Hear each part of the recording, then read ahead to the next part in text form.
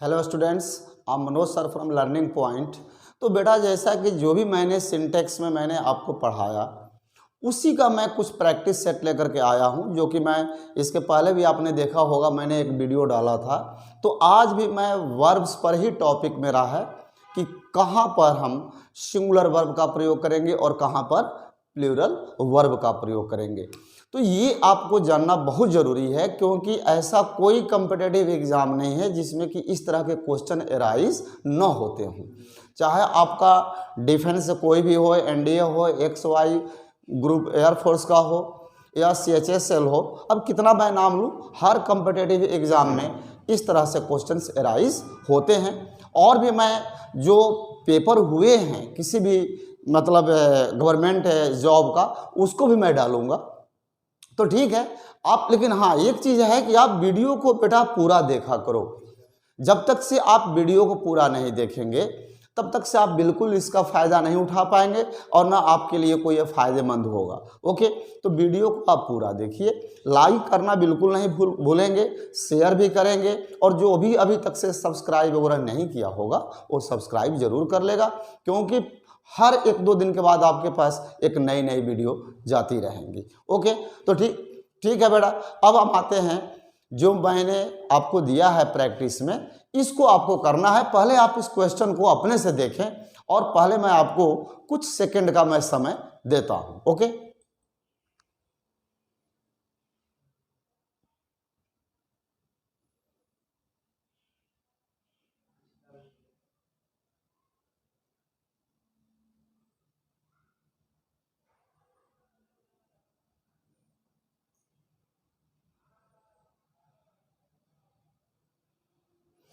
Okay.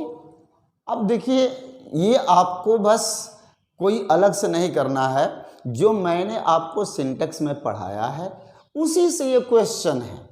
अब मुझे ये देखना है कि आप कितना समझे, या मुझे क्या देखना है, आप अपने आप को स्वयं देखिए कि मैं वीडियो आपके लिए डालता हूं और आपने उस वीडियो से कितना फ़ायदा उठाया, ये आपके लिए एक कसौटी के रूप में है। ओके, तो इसीलिए मैं कल भी आपको रिमाइंड किया था कि जिन लोगों ने अभी तक से सिंटेक्स का वीडियो नहीं देखा होगा, सिंटेक्स में हमने 7 पार्ट बना करके भेजा है, उसको जो अभी तक से नहीं देखे होंगे पहले प्लीज़ आप उसको देखना, इसके बाद ही ये क्वेश्चन कर पाओगे। ओके, तो चलिए आते हैं मेन पॉइंट पर। देखिए, इसमें पहला क्वेश्चन है 10 टाइम्स 5 ...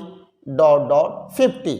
अब इसमें 2 ऑप्शन दिए गए हैं वर्ब का, एक इज दिया गया है और एक आर ऑप्शन दिया गया है। तो दोनों में क्या होना चाहिए ये देखिए।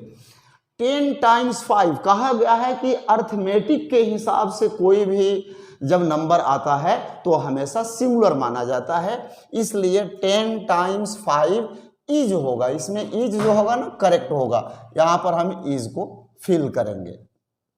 दूसरा क्वेश्चन है मोर देन 1 पर्सन। ये देखिए, ये भी रूल में पढ़ाया गया है कि मोर देन के बाद में यदि कोई नाउन काउंटेबल होता है और प्लूरल में होता है तो उसके साथ प्लूरल वर्ब होगा, लेकिन मोर देन के बाद में यदि हमारा सब्जेक्ट या जो नाउन है वो सिंगुलर में है तो सिंगुलर वर्ब का प्रयोग होगा।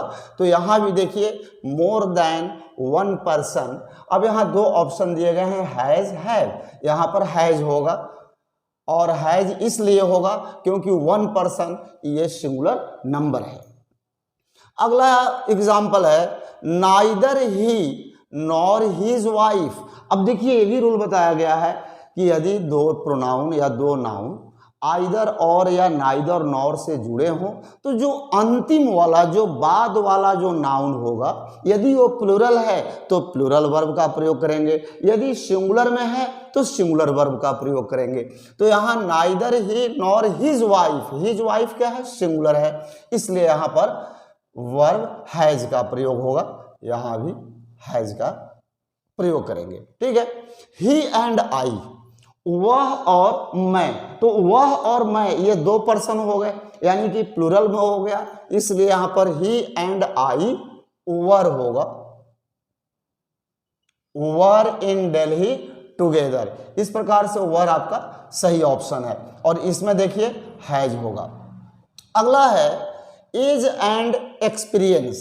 इसको मैंने पहले भी लिखवाया था कि जब दो सिंगुलर नाउन जब दो अलग अलग सिंगुलर नाउन एंड से जुड़े हों और दोनों का भाव एक ही हो।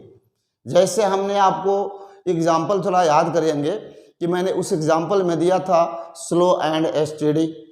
हाँ, तो इस तरह की जो चीज़ें हैं इसमें आपका था कि जैसे कि माई फेवरेट राइस एंड करी इज माई फेवरेट डिश। तो राइस एंड करी इसको हिंदी में क्या बोलते हैं, दाल भात। तो राइस एंड करी ये दोनों एक दूसरे के बिना अधूरा है। भात के बिना दाल अधूरा, दाल के बिना भात, यानी दोनों को मिलाते हैं तब एक कंप्लीट सेंस आता है। तो इसी तरह से यहाँ भी एज एंड एक्सपीरियंस, उम्र और तजुर्बा, ये दोनों एक ही भाव व्यक्त करता है। इसलिए आप इसको अलग अलग समझ करके यहाँ प्लूरल वर्ब का प्रयोग बिल्कुल नहीं करेंगे। यहाँ पर सिंगुलर वर्ब का प्रयोग होगा क्योंकि दोनों को मिलाने पर भाव एक होता है। कहता है ना कि एज एंड एक्सपीरियंस, उम्र और तजुर्बा, तो दोनों एक ही चीज हुआ, दोनों का भाव एक निकलता है। इसलिए यहाँ पर ब्रिंग्स का प्रयोग होगा, वर्ब सिंगुलर होगा, ब्रिंग्स। पॉलिटिक्स, कुछ ऐसे भी वर्ड्स होते हैं जिनके अंत में एस लगे होते हैं, तो आप इसको प्लूरल मान करके प्लूरल वर्ब का प्रयोग नहीं करेंगे। ऐसे बहुत सारे वर्ड्स हैं, आपको मैंने रूल में भी बताया है, जैसे इकोनॉमिक्स है, फिजिक्स है, पॉलिटिक्स है, मैथमेटिक्स है।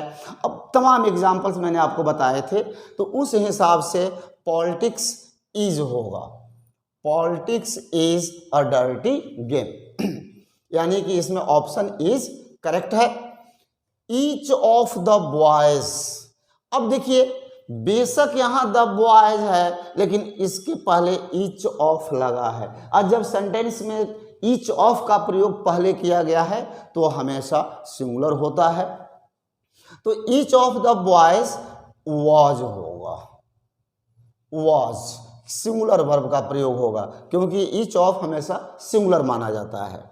Neither of the boys able to win the race, अब देखिए नाइदर ऑफ द बॉयज है, अब यहाँ बॉयज प्लूरल तो है लेकिन इसके पहले नाइदर का प्रयोग किया गया है, नाइदर ऑफ का, इसलिए यहाँ भी वर्ब जो होगा सिंगुलर होगा, इज होगा।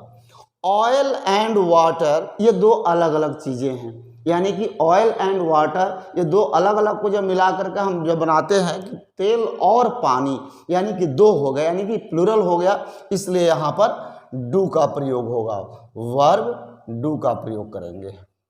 अगला एग्जाम्पल है आइदर राना और राजू, यहाँ भी वही बात है, जब दो नाउन या प्रोनाउन आइदर और या नाइदर नॉर या और से जुड़े हों तो लास्ट वाले सब्जेक्ट को यानी लास्ट वाले नाउन को देखना है।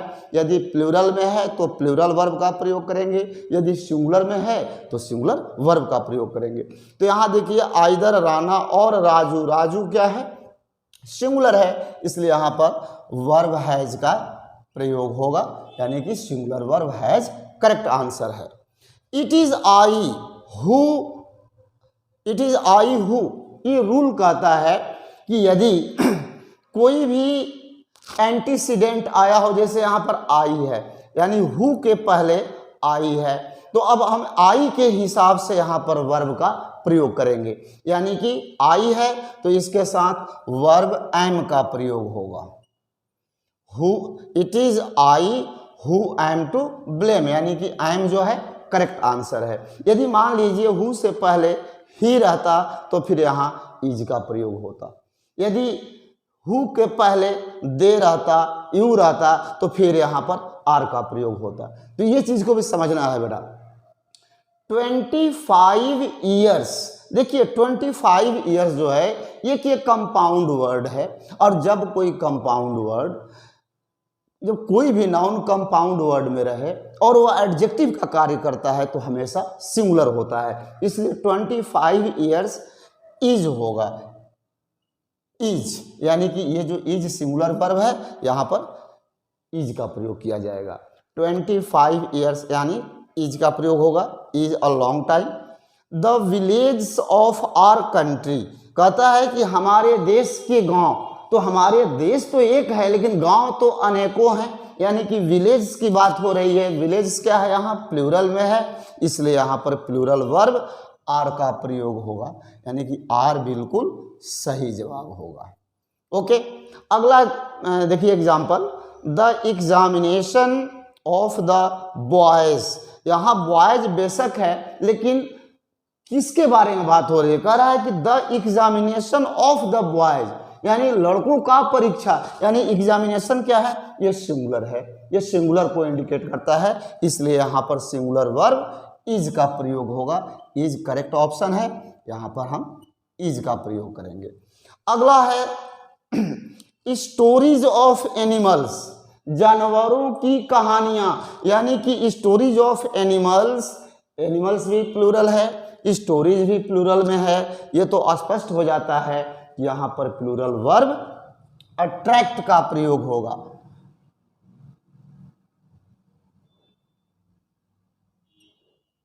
Attract, stories of animals attract children. तो बेटा इस तरह से आपको सिंटेक्स का, जो लोगों ने वीडियो नहीं देखा है उसको आप देखो, और इस तरह से मैं आपको अभी मान लीजिए कि मैंने कल आपको वर्ब के ऊपर प्रैक्टिस वर्क डाला, आज भी मैंने वर्ब को ही प्रैक्टिस के रूप में कराया। कभी मैं आर्टिकल लेकर आऊँगा, कभी प्रीपोजिशन, कभी एडजेक्टिव, कभी प्रोनाउन, कभी मतलब अलग अलग पार्ट्स के ग्रामर होंगे, और ये आपको करना होगा क्योंकि सबसे ज़्यादा बेनिफिशियल है आपके लिए। तो ठीक है, आप लोग जिन लोगों ने अभी तक से नहीं देखा होगा सिंटेक्स वाले पार्ट को, उसको आप जरूर देख लेना, या पार्ट्स ऑफ स्पीच जो मैंने बनाया है, क्योंकि मैं पार्ट्स ऑफ स्पीच को और भी ब्रॉड करके लेकर के आऊँगा, और मैं आपको आगे से वही प्रैक्टिस मैं देने वाला हूँ जो हर किसी न किसी कॉम्पिटिटिव एग्जाम में आपसे टकराएंगे। तो ठीक है बेटा, इसी शुभकामना के साथ हम लोग फिर कल अगले दिन एक नए वीडियो के साथ मिलेंगे। तब तक जय हिंद।